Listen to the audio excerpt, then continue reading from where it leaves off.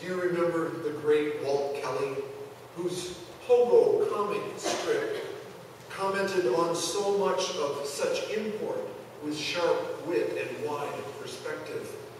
His comment in the foreword of an early 1950s collection speaks to our Christian predicament as much or more than it did then to a political crisis or later when it was applied to the environmental challenge.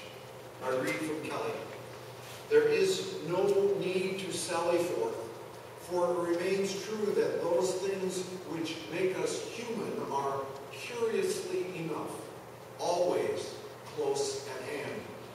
Resolve then that on this very ground, with small flags waving and tinny blast on tiny trumpets, we shall meet the enemy, and not only may he be ours, he may be us. Ultimately, the celebration of each Easter Sunday is the clear evidence that in spite of the assaults from foes and friends alike, the Alleluias still ring clear. God is not limited by our understandings or bias.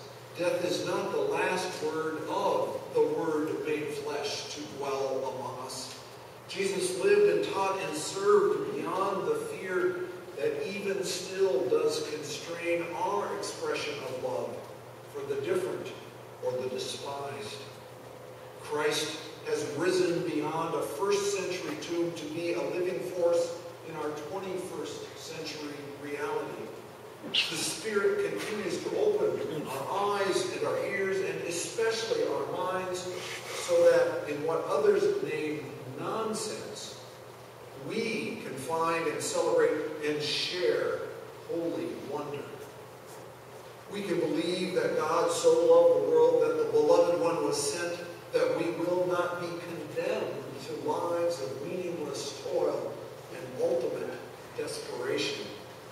We can believe that God's love cannot be withdrawn from us or from any human nor all of creation in spite of circumstance and change because of the good news of Jesus, our Christ.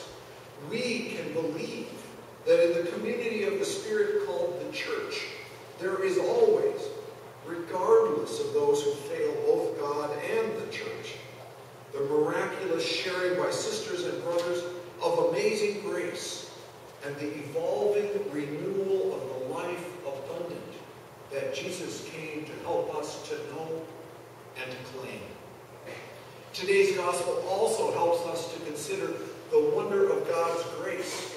Remember when it had the two garden apparitions asked the women, "Why do you look for the living among the dead?" Nancy Claire Pittman points out that too often we cling to former visions of ourselves and our churches as if they might come back to life as long as we hold on to them. We grasp our loved ones too tightly, refusing to allow them to change, to become bigger or smarter or stronger. Pittman helps us to appreciate that this question from these messengers, which is the definition of angel after all, is a directive to urge us to cease clinging to what was and embrace the new that calls us yet forward. And Anna Carter Florence has preached that if the dead don't stay dead, what can you count on? While some see the Easter story as nonsense, I prefer to see it as fulfillment, then and now, of the promise that God does move us beyond our self-imposed boundaries. I prefer to understand Easter as a moment, then and now, of joyful and infinite wonder. I prefer to proclaim and insist that Easter is the needed clarion ringing Alleluia, by which all who desire can find their way together. It calls us further through the dusk and the dark to the life and light in our intended work as servants of the Creator. It's an amazing and wonderful thing to celebrate Easter in the life and the story of our Christian traditions, I am full of wonder at all the ways that this congregation has demonstrated resurrection and renewal over the recent months. I believe it is nonsense that the best and most faithful seasons of Casas, Adobes, UCC's work and life is in the past. Easter is the reminder, indeed it is the proof, should you need it, that each time we have disappointed God and each other, we have also been offered renewal and resurrection by the Spirit to live again on the way, in the truth, and for the life of Jesus, our Christ.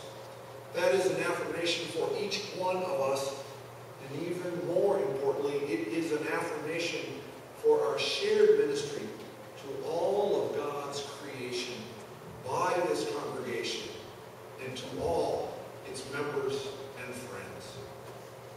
Blessed Easter, one and all.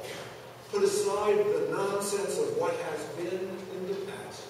Open your hearts to receive and to proclaim the wonder that is Christ's good news on this day and in every season before you. Hallelujah.